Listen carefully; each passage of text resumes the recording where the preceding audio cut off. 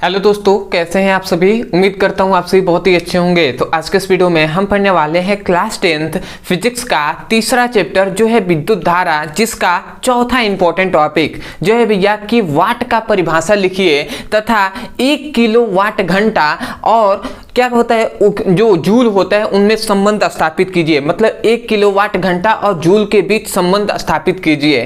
तो इस वीडियो में हम दो टॉपिक को जानेंगे और बहुत ही आसानी तरीके से आपको समझ में आएगा। ये टॉपिक बहुत ही इंपॉर्टेंट है, ये लगभग 3 नंबर में पूछ लिया जाता है। तो इसको आपको कंफर्म करके ही जाना है कि वाट का परिभाषा क्या होता है और 1 किलो वाट घंटा और जूल के बीच संबंध क्या होता है। तो चलिए दोस्तों अपने टॉपिक को शुरू करते हैं। तो यहाँ पे हमने लिख दिया है 1 वाट का परिभाषा। 1 वाट कहिए या वाट कहिए, दोनों बात एक ही है, ठीक है। तो आप जानते हैं वाट का परिभाषा, तो अभी आपको यहाँ पे देखने की कोई जरूरत नहीं है, परिभाषा यूं ही याद हो जाएगा। हम जानते हैं कि वाट किसका भैया मात्रक होता है। तो भैया जो क्या होता है, शक्ति होता है ना, शक्ति का मात्रक होता है वाट, या क्या होता है भैया जूल प्रति सेकेंड होता है। इतनी बात हम जानते हैं। मतलब शक्ति P इक्वल टू क्या होता है भैया, W/T होता है। ये बात हम जानते हैं कि शक्ति इक्वल टू W/T होता है। अब यहाँ पे P क्या है भैया, तो शक्ति है, W क्या है तो कार्य है और T क्या है, समय है। इतनी बात हम जानते हैं। अब यहां से थोड़ा सा आपको ध्यान देना है कि जो क्या है शक्ति का मात्रक होता है वाट, तो आपको ये ध्यान देना है कि जो T है, T क्या है भैया, समय है, ठीक है। यदि समय को हम 1 सेकेंड ले लेते हैं, ठीक है, समय को 1 सेकेंड ले लेते हैं और जो कार्य है उसको भी हम 1 जूल ले लेते हैं। जो कार्य है W उसको भी हम 1 जूल ले लेते हैं, ठीक है। जब 1 जूल हमने कार्य ले लिया, 1 जूल समय ले लिया, तो जो P का मान होगा, मतलब जो शक्ति होगा ना, शक्ति जो P होगा वो 1 वाट के बराबर हो जाएगा, 1 वाट के बराबर हो जाएगा। तो यहीं से हम डेफिनेशन करेंगे। जब इन दोनों का मान क्या हो गया, 1 हो गया, ठीक है। तो यहाँ पे 1 ही नहीं हुआ, तो P इक्वल टू 1 बचा और P का जो शक्ति का मात्रक होता है वाट, तो इसका मतलब क्या हुआ कि जो शक्ति है वो क्या हो जाएगा, 1 हो जाएगा। मतलब वाट, मतलब जो शक्ति है वो वाट के बराबर हो जाएगा। तो यहीं से हम डेफिनेशन क्या कर सकते हैं, हम कह सकते हैं भैया कि किसी वस्तु द्वारा, समझिएगा कोई भी वस्तु है, किसी वस्तु द्वारा 1 सेकंड में 1 जूल कार्य करना पड़ता है। मतलब किसी वस्तु द्वारा 1 सेकेंड में 1 जूल का कार्य करता है। मतलब कोई भी वस्तु 1 सेकेंड में 1 जूल का कार्य करता है, तो उस वस्तु की जो शक्ति होगी उसे हम 1 वाट कहेंगे। मतलब कोई भी वस्तु है तो किसी वस्तु द्वारा 1 सेकेंड में 1 जूल कार्य करता है, तो उसकी शक्ति या वह शक्ति क्या कहलाएगी भैया, जिस शक्ति से 1 सेकेंड में 1 जूल का कार्य करता है, तो वह शक्ति क्या कहलाएगी, 1 वाट कहलाएगी। मतलब किसी वस्तु द्वारा 1 सेकेंड में 1 जूल कार्य करता है तो वह शक्ति 1 वाट कहलाता है। इसलिए हमने यहाँ पे डेफिनेशन लिखा है। डेफिनेशन हमने क्या लिखा है कि यदि कोई वस्तु 1 सेकेंड में 1 जूल कार्य करता है, यदि कोई भी वस्तु है वो 1 सेकेंड में 1 जूल कार्य करता है, तो उसकी शक्ति क्या कहलाता है भैया, 1 वाट कहलाता है। उसकी शक्ति 1 वाट कहलाता है। तो आशा करते हैं आप यहीं से डेफिनेशन कर देंगे कि यदि कोई वस्तु 1 सेकेंड में 1 जूल का कार्य करता है तो उसकी शक्ति 1 वाट कहलाता है। तो आशा करते हैं आपको डेफिनेशन जो है वो समझ में आ गया होगा। तो ये हो गया 1 वाट का डेफिनेशन। अब आता है भैया कि किलो वाट घंटा, यहां पे मैं लिख दे रहा हूं। अब इसमें एक और प्रश्न जुट कर आता है कि 1 किलो वाट घंटा तथा जूल के बीच संबंध स्थापित कीजिए। ऐसे आता है क्वेश्चन कि 1 किलोवाट घंटा, या केवल आ जाता है वाट क्या होता है, किलोवाट घंटा तथा जूल के बीच संबंध स्थापित कीजिए। तो ये बहुत ही सिंपल है। क्या सिंपल है भैया कि हम जानते हैं, क्योंकि हम जानते हैं कि कार्य जो होता है, कार्य कहिए या ऊर्जा कहिए, दोनों बात एक ही है। क्योंकि कार्य करने की जो क्षमता होती है वही तो क्या वाला था, कार्य करने की क्या क्या होती है भैया, मतलब कार्य करने की जो शक्ति होती है, जो क्या होता है ऊर्जा, हम किसे कहते हैं, कार्य करने की जो क्षमता होती है उसी तो हम ऊर्जा कहते हैं। मतलब कार्य करने की क्षमता ऊर्जा कहते हैं। मतलब क्या है कि कार्य जो है वही ऊर्जा है, ठीक है। तो भैया यहां से हम जानते हैं कि जो शक्ति होता है, सॉरी जो ऊर्जा का फॉर्मूला क्या होता है भैया, ऊर्जा इक्वल टू होता है शक्ति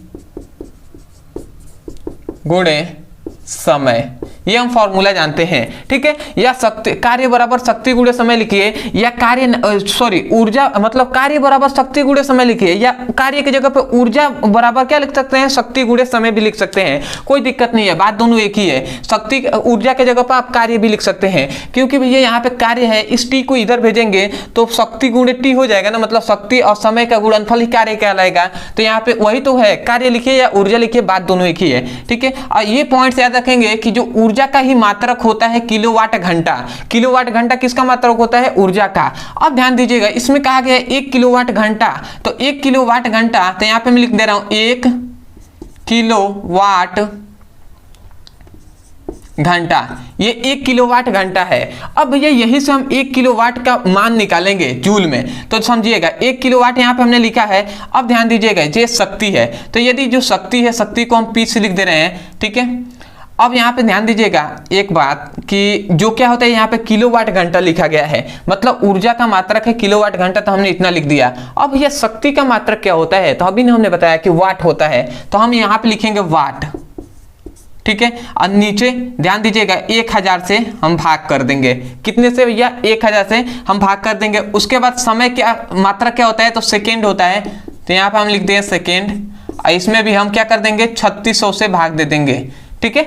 इतना सा हमने भाग दे दिया। अब भैया जब 1000 से भाग दे देंगे, ठीक है, ये जो क्या होता है, जो वाट में और शक्ति से हम 6 क्या होता है, सेकेंड में हम 3600 से भाग दे देंगे, तो हमें क्या मिलेगा, यहां से हमें मिलेगा भैया 1 किलो वाट, 1 किलो वाट मिलेगा। और क्या मिलेगा, यहां पे हमें मिल जाएगा सेकेंड,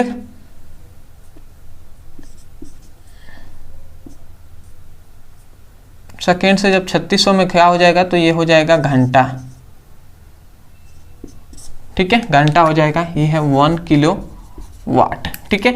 जब इसमें 3600 में सेकेंड का भाग हो जाएगा, यहाँ पे कुछ नहीं है तो 1 सेकेंड है ना, तो इसमें भाग हो जाएगा, तो ये घंटा हो जाएगा। अब यहाँ से थोड़ा सा ध्यान देना है आपको कि 1 किलो वाट बराबर क्या होता है भैया, तो 1 किलो वाट बराबर होता है 10⁻³ वाट, ठीक है।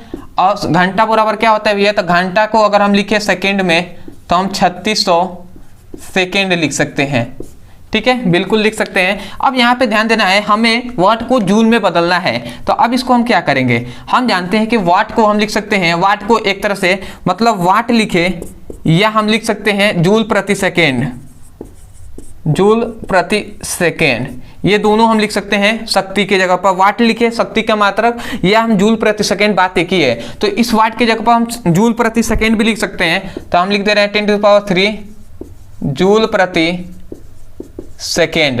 और यहाँ पे 3600 यह लिखा गया है, तो इसको मैं यहीं पे लिख दे रहा हूँ 3600। अब ये सेकेंड क्या हो जाएगा, तो ये हो गया सेकेंड।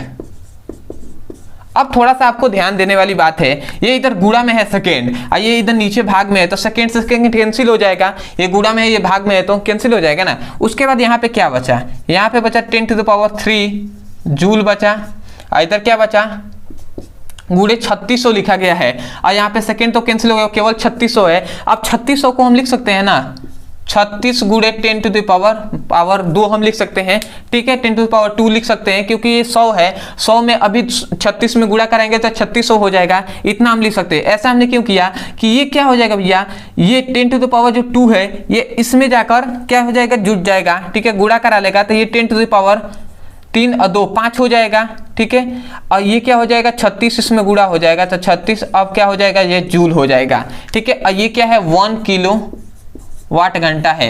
ये जो संबंध मिला यही है आपका भैया किलोवाट घंटा में आपका संबंध। तो ये 36 को आप आगे कर सकते हैं, मतलब इस 36 को आगे इसको हम इधर कर सकते हैं तो अच्छा लगेगा, ठीक है। या आप ऐसे भी रख देंगे तो कोई दिक्कत नहीं है, आप कर लीजिएगा, ठीक है, क्योंकि नीचे पता नहीं दिखाई दे रहा होगा, नहीं यदि दिखाई दे रहा होगा तो ऐसे लिख लीजिएगा 1 किलोवाट घंटा इक्वल टू 36 गुणे 10⁵ जूल। अब यही तो हमें दर्शाना था ना कि किलोवाट घंटा और जूल के बीच संबंध, तो यही संबंध है भैया, ठीक है। तो इसको आपको याद रखना है। तो आता है ये क्वेश्चन 3 नंबर में। तो इसी प्रकार सबसे पहले आप किलोवाट घंटा का परिभाषा, उसके बाद ये जो किया गया है यहाँ से आप इसको कर देंगे, आपको फुल टू फुल मार्क्स मिलेंगे।